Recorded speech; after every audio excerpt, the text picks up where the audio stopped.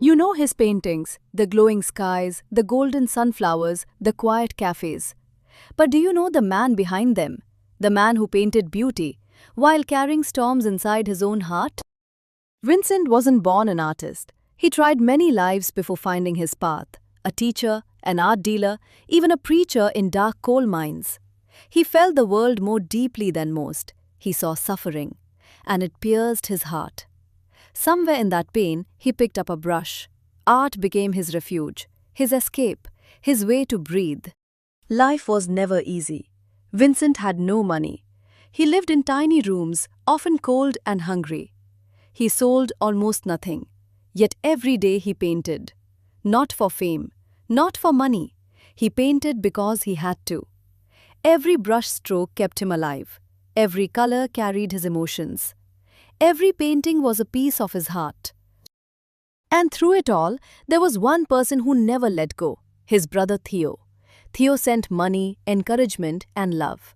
He read Vincent's letters, pages full of hope, dreams, fear, and endless passion. When the world ignored Vincent, Theo saw him. Theo believed in him. Theo loved him. Vincent didn't paint what he saw. He painted what he felt. Bold colors, thick brush strokes, emotion spilling off the canvas. Inspired by Japanese prints, by light, by movement, he turned invisible feelings into visible beauty. Every painting was alive. Every painting carried his soul. Every painting told a story only he could tell. But inside him, storms raged, breakdowns, hallucinations, dark nights of the mind. He stayed in asylums. He suffered deeply. Experts now believe he may have had bipolar disorder or temporal lobe epilepsy, not madness, a human being feeling too much, living in a world that didn't understand him. And yes, the ear incident. After a fight with Paul Gauguin, he cut part of his ear and gave it to a woman. Not drama, despair made visible. Vincent loved fiercely, but life often refused to love him back. He cared for Sian, a woman rejected by society. He longed for warmth, connection, and a home. But it wasn't meant to be. He faced rejection, he faced loneliness. Yet he never stopped loving life, and he never stopped painting it. Vincent died believing he had failed, believing no one understood him, believing his art didn't matter.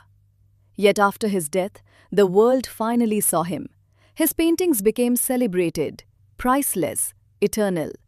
Thanks to Theo's wife Johanna, who shared his work, his genius was finally recognized.